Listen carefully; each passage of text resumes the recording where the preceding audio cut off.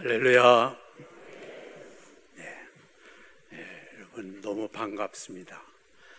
이렇게 교단 내에서도 은혜롭기로 소문난 교회, 또 교단의 선한 영향력을 끼치고 있는, 또 지역에서도 큰 몫을 감당하는 우리 여주교회, 늘 좋은 소문을 들었는데 역시 와서 예배를 함께 드리면서 느끼는 바, 또 마음에 부딪히는 바가 각별하다, 그런 생각을 갖고 역시 이름만이 아니고 좋은 교회구나, 은혜로운 교회구나 하는 생각을 갖게 됐습니다. 오늘까지도 이 귀중한 교회에서 신앙적으로 승리길을 걸어가시는 여러분께서 앞으로도 계속 더 좋은 소문으로, 더 선한 영향력으로 주변에 하나님의 영광을 드러내고 여러분 삶에도 아름다운 은혜로운 간증거리가 넘쳐나는 복된 길을 걸어가게 되시기를 바랍니다. 제가 가끔 이렇게 들리거나 또 이제 지나다가 보면 여주교회는 날마다 새로워지는 교회 같아요. 일부 예배도 제가 보니까 특별히 느끼는 것 가운데 하나가, 야, 이게 이런 신앙 고백이겠구나. 보통 교회에서는 찬양대가 찬양을 하면 다 감상을 하고 있습니다. 저 사람은 왜 가운을 저렇게 걸쳤어? 또 귀걸이는 저런 걸 하고 왔는 거야? 도대체 야, 머리는 안 어울린다. 이러다가 다 끝나면 박수 와르르 치고 끝나는, 그게 일반적인 찬양의 모습인데, 우리 여주교회는 보니까 저는 참 이렇게 일어나서 찬양을 하고, 또 찬양대가 찬양하는 게 공연이 아니고, 또 우리 듣기조라고 하는 게 아니라 우리 모두의 회중의 마음을 묶어서 하나님 앞에 대표를 드리고 우리도 함께 하나님께 영광 돌리는 시간이고 고백하는 시간이다. 이게 정말 의미 있는 것입니다. 참 필요한 그런 거였는데, 제가 그런 생각을 해봤어요. 야, 내가 참 현직에 있다고 하면 내가 섬기는 교회도 저렇게 할 텐데, 근데 제가 은퇴를 하고 나서 이제 더 할 수가 없겠네요. 근데 정말 역시 여주교회답다, 그런 생각을 갖습니다. 이 귀중한 신앙의 아름다운 전통을 더욱더 발전시켜 나갈 수 있게 되기를 바랍니다. 삽니다. 여러분들 요즘에 반려동물을 많이 키우시죠? 강아지를 키우다가, 고양이를 키우다가 4박 5일쯤 해서 외부로 여행을 하면 반려동물 어떻게 하십니까? 요즘엔 호텔에 맡긴다고 그럽니다. 그래서 보통 하루에 3만 원 내지 5만 원 되는데 호텔에다 맡기고 갑니다. 그리고 요새는 또 반려견들을 그냥 놔두는 게 아니라 또 생일잔치도 합니다. 그리고 계절을 따라서 옷도 갈아입히고, 또 영양식을 하고 다이어트식도 시켜주고, 또 뿐만 아니라 러닝머신도 요새는 잘 팔린다고 그래요, 강아지들. 그것뿐만 아니라 심지어는 이제 고양이, 강아지 매니큐어가 나왔습니다. 그리고 네일 케어를 해주고, 얼마나 정말 대접을 받는지 몰라요. 여러분, 강아지가 용변을 보고 싶다 그러면은 화장실을 찾아다닐 필요가 있습니까, 없습니까? 내 뒤처리를 어떻게 해야 되나 걱정할 필요가 있습니까, 없습니까? 없습니다. 그냥 보고 싶은 대로 싸면 됩니다. 그러면 잘 차려입은 사모님이 그걸 정성스럽게 처리해 줍니다. 강아지가 아파서 병원비 걱정을 하거나 의사를 선택하려고 신경 쓸 필요가 없습니다. 하면 다 알아서 처리해 줍니다. 누구 말 많다나? 무슨 팔자 늘어졌습니까? 막말로, 약간 썰렁한 말로 개팔자 늘어졌습니다. 이야, 보통 사람보다 아주 대접을 받습니다. 그러나 강아지라고 해서 다 그런 대접을 받느냐? 아니죠. 맞아 죽는 강아지도 많습니다. 또 얼마 전에 여러분 신문에 났지요. 지프차에다가 강아지를 매달고 전속력으로 달려가지고 뒤에서 막 피를 튀기면서 죽어서 언론에 회자됐던 내용도 있습니다. 왜 이렇게 어떤 강아지는 공주, 왕자 대접받고 어떤 강아지는 이렇게 피 튀기면서 죽어야 되느냐? 왜 이런 차이가 날까요? 하나입니다. 어떤 주인을 만나느냐에 따라서 그 삶이 180도 달라집니다. 자동차 얘기를 한번 해볼까요? 여러분도 아마 신문에 났던 걸 기억하시는 분이 있을 겁니다. 2007년도였는데 김모라고 하는 사람이 휴대폰을 그때 이제 막 이렇게 잘 나올 때였는데 휴대폰을 사가지고 해외 로밍도 하고 그랬는데 이게 자꾸 고장납니다. 몇 번 AS를 부탁을 했는데도 불구하고 시원치 않습니다.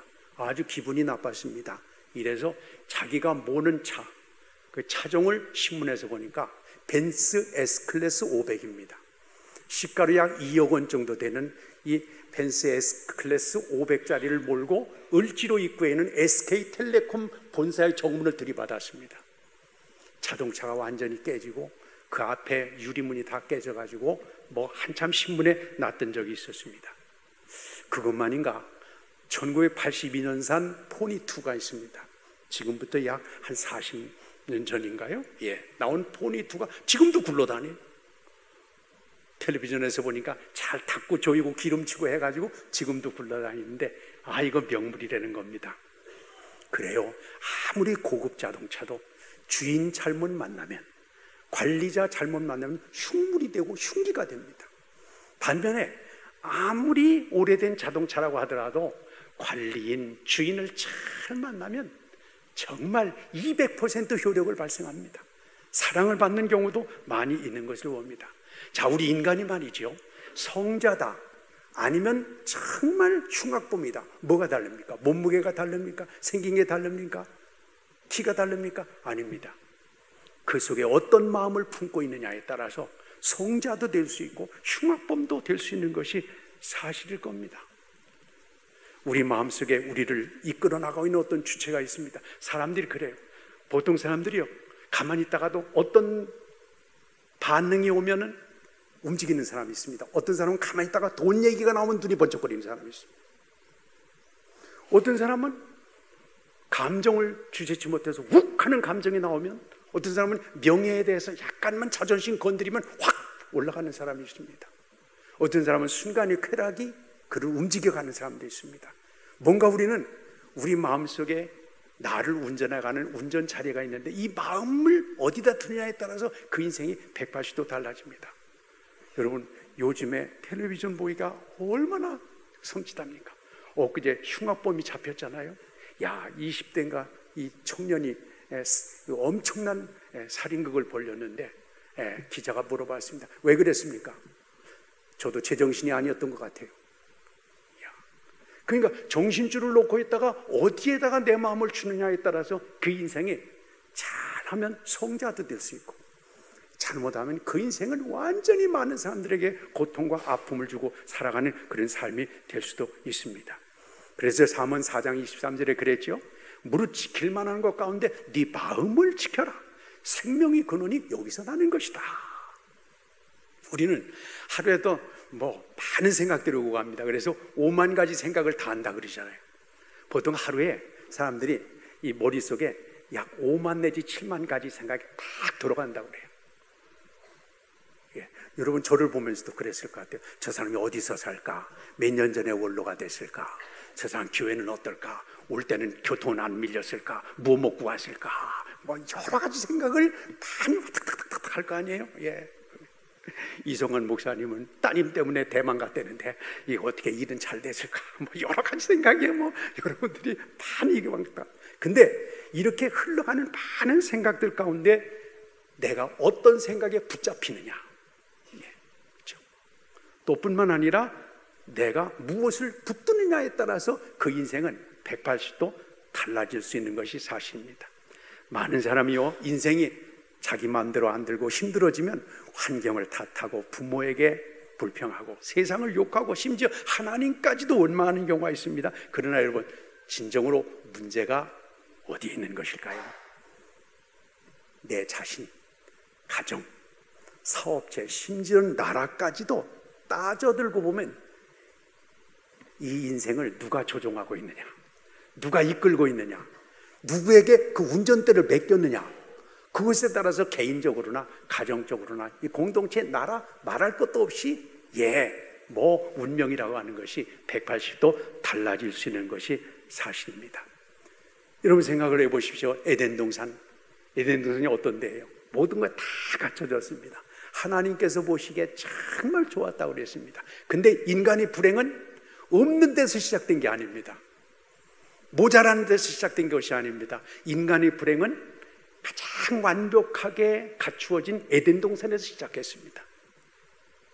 그 에덴 동산에서 정신줄을 놓고 엉뚱한 뱀의 마음의 운전대를 맡겼을 때 그 인생을 추락해서 비극이 시작이 거기서 시작됐습니다. 우리가 아이고 난 뭐가 없어서 그래, 난 뭐가 안 돼서 그래, 우리 집 뭐가 부족해서 그래. 그게 불행의 모든 것일 수는 없습니다. 가령 다니엘 3장에 보면요, 다니엘의 세 친구가 열심히 신앙생활을 하려고 하다가 오해를 받아가지고 풀무불에 던져지잖아요. 풀무불은 용광로입니다.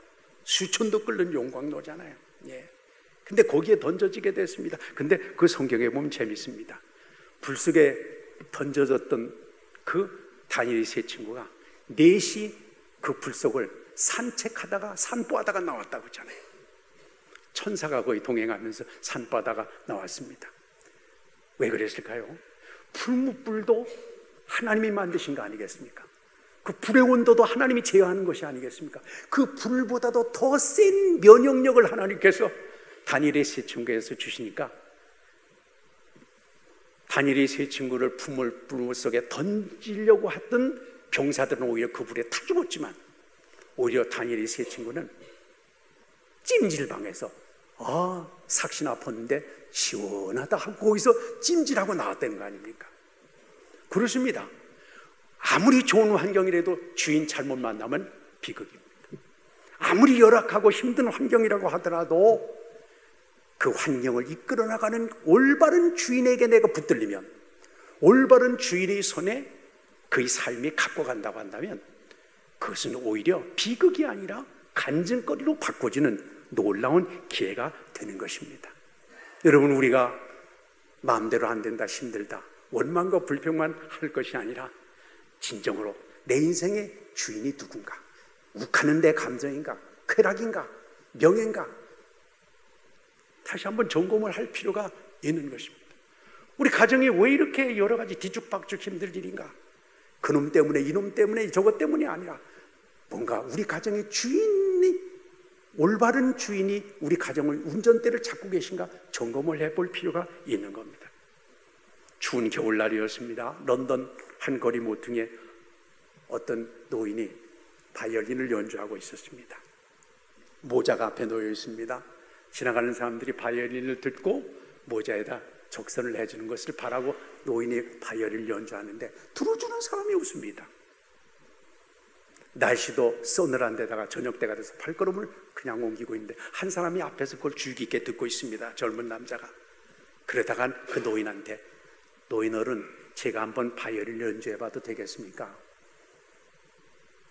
별로 마음이 내키지 않았지만 이 노인은 바이올린을 그 남자에게 넘겨줬습니다. 이 남자가 바이올린을 키기 시작하는데 지나가던 한 사람이 거기 서 있습니다. 그 뒷사람이 저쪽에 서 있습니다. 하나, 둘, 셋, 넷, 다섯, 10대 명이 그 앞에 쫙 서 있습니다. 그러다가 모자에 돈이 걷히기 시작을 했습니다.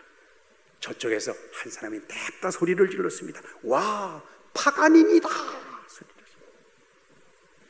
평범한 보잘것없는 스트라디바리우스 같은, 과르넬리 같은 그런 바이올린이 아니지만 평범한 바이올린이지만 영국을 여행 중이었던 19세기 최고의 바이올리니스트인 이탈리아의 니콜로 파가니니가 마침 런던을 지나다가 이 노인의 이 바이올린을 연주하고는 그 연주를 듣는 순간에 사람들이 귀가 의심될 정도였습니다.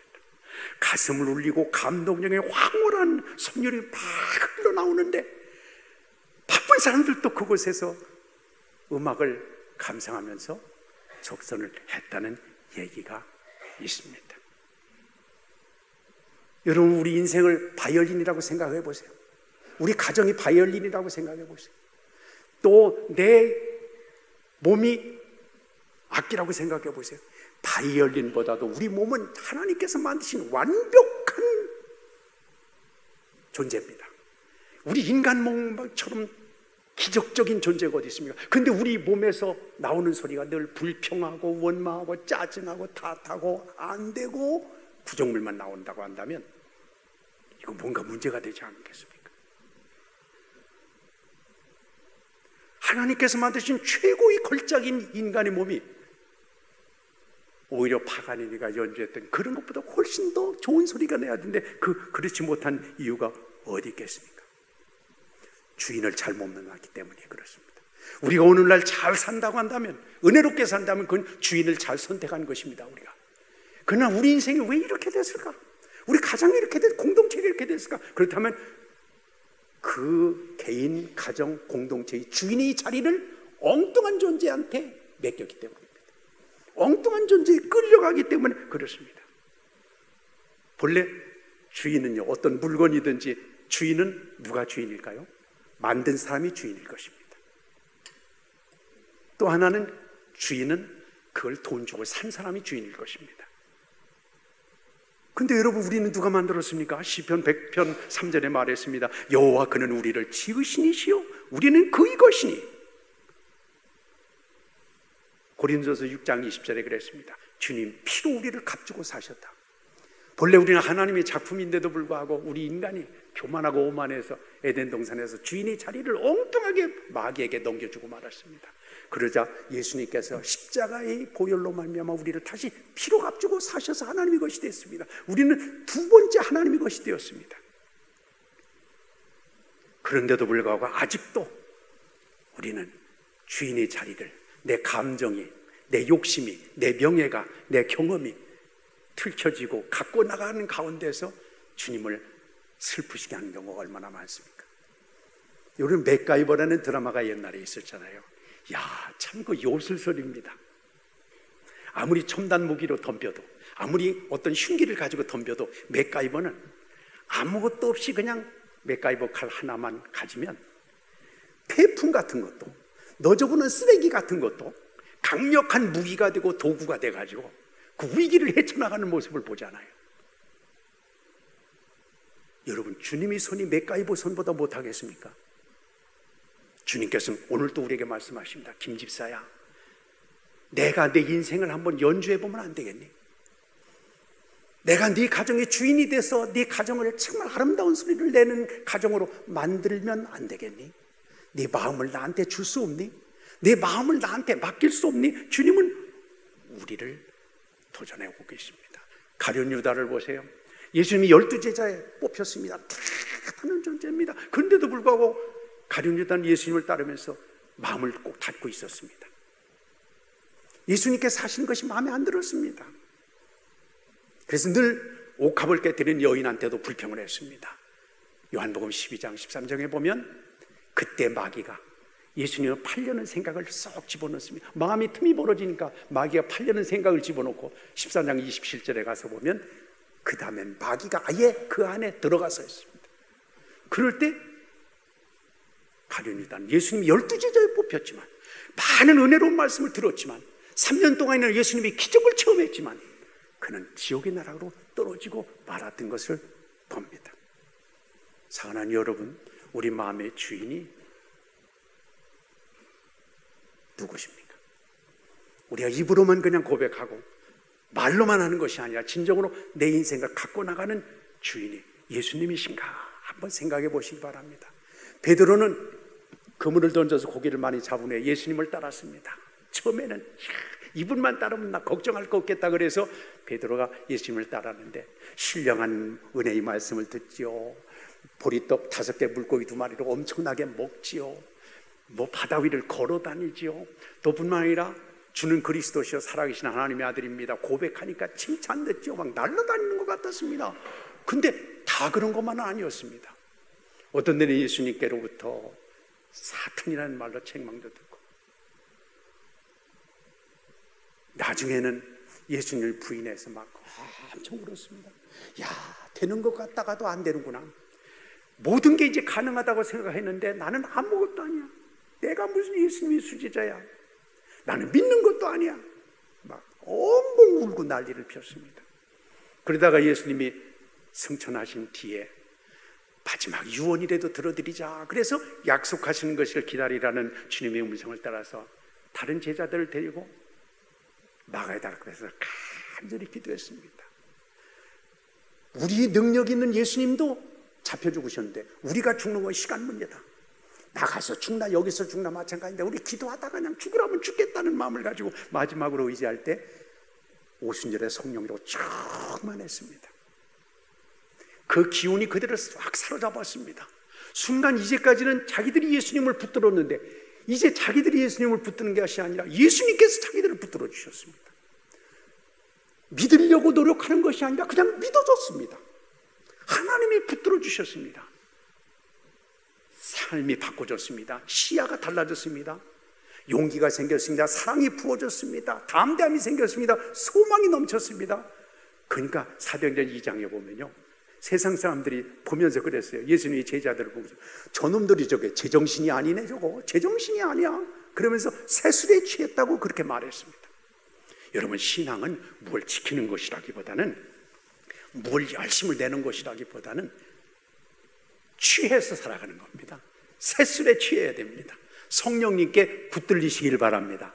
그래서 예수님께서 내 마음에 감동을 주실, 깨달음을 주실 때 나도 모르게 내 인생을 예수님이 운전해 가시는 것입니다. 세술에 취하고 새 은혜에 취하게 됩니다. 그래서 3장에 보면 성전에 올라가다가 나면서부터 걸어보지 못한 중증 장애인을 볼 때 예절 같으면 귀찮게 여겨지고 따분하게 짜증나게 여겨졌는데 그 마음속에 사랑의 마음이 불타오르는 거예요. 긍휼히 여기는 마음이 팍 불타올라서 돈은 없으니까 나사렛 예수 그리스도에 번쩍 들어 올렸는데 뿔싸 온 세상에 베드로 자기도 놀랐습니다. 되네, 일어나, 벌떡 일어나는 거예요. 사람들이 사람 너무너무 놀래가지고 야, 이거 신이 나타난 거 아니냐 정도로 사람들이 막 몰려드니까 베드로가 그랬습니다. 여러분, 왜 우리에게 주목하십니까? 왜 이게 놀라십니까? 오늘 여기 나와 있는 대로 16절에 말합니다. 그 이름을 믿음으로, 그 이름이 예수 그리스도, 그 이름이 이 사람을 온전히 낫게 하였느니라. 할렐루야. 그렇습니다. 자기들이 한 게 아니라는 겁니다. 자기 인생을 주님께서 운전해 가시니까, 자기 오너를 주님께서 갖고 나가시니까 하나님께서 그 인생을 통해서 변화의 역사, 은혜의 역사를 이루어 주셨습니다. 그렇습니다. 주님께서 우리 삶의 주인으로 나서시기만 한다면 우리 인생은 달라질 것입니다. 내 말이 달라집니다. 눈빛이 달라집니다. 신앙은 성령에 사로잡혀 살아가는 겁니다. 새로운 생명의 역사가 나를 이끌어가는 것입니다. 여러분, 그렇다면 어떻게 할 때 주님이 우리의 주인으로 나서 주시느냐? 우리가 잘 아는 것처럼 마태복음 8장에 보면 예수님께서 갈릴리 바다로 제자들과 함께 배를 타고 가시는데 예수님이 뒤에서 주무시는데 풍랑이 막 일어납니다. 사람들이 너무너무 죽을 것 같아서 최선을 다했지만 풍랑 앞에 속수무책이었습니다. 제일 기분 나쁜 건 베드로였습니다. 베드로는 갈릴리 바다의 최고 전문가입니다. 근데 최고 전문가가 갈릴리 바다에서 죽을 맛입니다. 그때 예수님은 뒤에서 주무시고 계셨습니다. 생각을 해보세요. 바다의 최고 전문가였던 베드로가 30대 초반에 목수한테 가가지고 도와주세요 이럽니다. 이게 되겠습니까? 쉬운 문제 아닙니다. 그들은 예수님이 함께 배에 타셨으니까 문제 없겠다 생각을 했는데, 그러나 예수님이 함께 계시다고 해서 문제가 해결되는 것은 아닙니다. 예수님을 깨워야 됩니다. 예수님을 깨우니까 예수님께서 일어나셔서 주인으로 나서시니까 바람과 바다를 깨끗하게 정리해 주셨습니다. 여러분, 예수님 믿는다고 그냥 마음 놓고 계시지 말고, 그러려니 하고 계시지 말고 예수님이 주인으로 나서시도록 기도로 깨우시기를 바랍니다. 또 성경에 보면 다윗은 경험을 통해서 이렇게 얘기했습니다. 시편 22편에 찬송 중에 거하시는 주님이시다 그랬습니다. 주님께서는 우리 찬송을 들으시고 고난과 역경과 어려움과 힘든 일들 가운데서도 주님 앞에 우리의 신앙의 고백이 찬송 아닙니까? 이 신앙의 고백인 찬송을 들으실 때 주님은 우리 인생의 주인으로 나서 주십니다. 그래서 우리가 하는 것이 사도행전 16장에 보면 감옥에 갇혀서 참 고통 가운데 감옥에 갇혔습니다. 그 보면 한밤중에 깜깜할 때입니다. 막막할 때입니다. 앞이 안 보일 때입니다. 그때 간절히 하나님 앞에 찬송하고 기도할 때 지진이 일어나면서 옥문이 열렸다고 하지 않습니까? 그 어려운 가운데서도 한밤중 그 깜깜한 가운데서도 하나님을 찬양하는 신앙의 고백을 드릴 때 주님은 주인으로서 나서 주셨습니다. 그의 삶을 이끌어 주셨습니다. 사랑하는 여러분, 우리 인생은 전문적인 지식도 필요합니다. 물질도 필요합니다. 주변의 친구도 필요합니다. 그러나 이 모든 것들을 다 엮어서 구슬이 서만이라도 꿰어야 보면데 꿰는 역할을 하는 분이 바로 주님이십니다. 주님이 우리 생각과 우리 삶을 갖고 나갈 때 하나님의 역사를 이루게 됩니다. 근데 이게 쉽지 않습니다. 저절로 절대로 되지 않습니다. 그냥 있으면 되는 게 아닙니다. 한 부흥사가 이렇게 기도했다고 그래요. 하나님, 저에게 아브라함과 같은 믿음을 주셔서 아브라함의 복을 받게 주시옵소서. 그렇게 간절히 기도했는데, 간절히 기도하는데 어느 날 하나님이 나타나셔서, 야, 너 아브라함과 같이 되고 싶냐? 하나님 그래요. 할렐루야! 예, 아브라함 같이 되고 싶습니다. 아브라함의 복을 받고 싶습니다. 그러니까 하나님이 그래요. 그러면 아브라함은 아들 이삭을 번제로 바쳤는데 너 네 아들 번제로 바칠 수 있냐? 아들을 바칠 수는 없지요. 어떻게 해요? 그러니까 하나님, 너 그러면 아브라함 되긴 틀렸다. 낙심이 됐습니다. 얼마 뒤에 기도를 바꿨어요. 하나님, 저 엘리야 같은 은사와 능력을 주셔가지고 하나님의 역사를 막 만천에 드러나게 해주세요. 기도했는데 어느 날 또 하나님이 찾아오셨어요. 야, 너 엘리야 같이 되고 싶단 말이지? 그러니까 할렐루야, 그렇습니다, 아멘. 그러니까 야, 엘리야는 말이야, 이단적인 괴수들을 수백 명의 목을 쳤는데 너 이단 주의자들의 목을 내가 칼 주면 칠 수 있겠냐? 그러니까 아이고, 그런 끔찍한 일을 제가 어떻게 해요? 너 그럼 엘리야 되기 틀렸다. 그러니까 이 풍사가 막 너무너무 마음이 아팠어요. 그러니까 그럼 하나님 지금 어떡하란 말이에요? 그러니까 하나님께서 그래, 임마, 너는 네 헌신의 수준만큼 되는 거야. 여러분, 우리는 너무 기복신앙이라 공짜 신앙입니다. 쉽게 끓는 냄비는 쉽게 식습니다. 신앙생활을 그냥 편하게 하고 쉽게 하고 부담 없는 신앙생활은 귀한 열매가 맺혀질 수가 없는 것입니다. 우리가 열심히 뭔가 얻기 위해서 노력하는 것은 정말 열심입니다. 근데 저는 얻고 잡는 것보다 더 힘들고 중요하고 복된 것은 놓는 것입니다. 내 인생을 주님께 맡겨서 놓는 겁니다. 주님께 결정권을 내는 겁니다. 내가 기분 나쁘고 감정 상하고 자존심이 있고 내가 뭔가의 생각이 있지만, 그러나 밤새도록 그물을 내 재주, 내 전문적인 지식하고 경험으로 해서 안 됐지만 주님 말씀하시니 던지겠습니다 하고 주인 자리를 내드릴 때, 이건 쉽게 되는 길이 아닙니다. 많은 눈물이 요구됩니다. 많은 아픔도 있을 수 있습니다. 그렇지만은 가장 큰 복된 것은 내가 주인이 아니라 주님이 주인으로 내 말을 주관하시고 내 삶을 갖고 나가실 때 하나님의 역사가 이루어지게 될 줄 믿습니다. 오늘까지도 이 여주교회가 하나님의 축복 가운데 걸어오셨는데, 앞으로도 주님, 제가 말하는 것도 예수님께서 내 안에 계셔서 내 말을 이끌어 가시고, 내가 행동하는 것도 세술에 취한 것 같이 성령께서 내 마음을 주관하시고 이끌어 주신 주님이 운전대로 운전해 주신 대로 내가 순종하고 믿음으로 걸어가서 하나님께서 주신 큰 복을 누리는 우리 모두가 되시기를 축원합니다.